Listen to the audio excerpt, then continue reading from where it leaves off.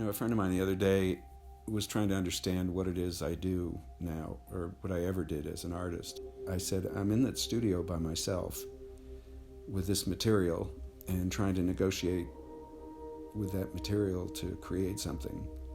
In the studio, a painter is a very solitary pursuit. You're like this monk in a retreat, trying to commune with some sort of greater energy. Mostly I sit and stare. That's what I spend my time doing, is I sit and stare, waiting for God to yell in my ear. And a lot of times painting is just sort of this process of intuition, and sometimes you don't always know why you're doing what you're doing. Sometimes you know exactly why. I don't know what it's like for most artists, but for me, you start with an intent. You start with an idea of a color or a certain palette, certain structure that you want to capture. But the material doesn't always do what you want it to do. So in the beginning, let's just spill some paint on the canvas because the emptiness of it is making me crazy. And let's start with a color thought and go from there.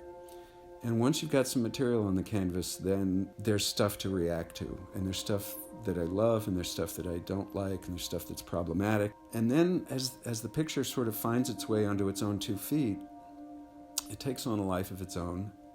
And then the problem is, when do you stop? The end game has always been the most anxious part of it. It's like, do you stop now? It's not always apparent. Sometimes you just have to let the work sit for a while. And I have to sit and stare at it and wait for God to yell in my ear to say, you're done, leave it alone. Or, come on, you're not done yet. You need to do more. I'm in a position in my life now where it really doesn't matter. I don't have to make a living off the work.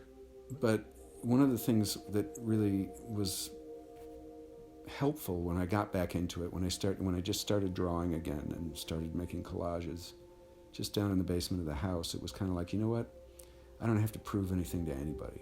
And that's the way it was in the beginning. That's the way it was when it started out. And it was kind of an exploration. It was a following of the flame into the darkness. And let's see what we find.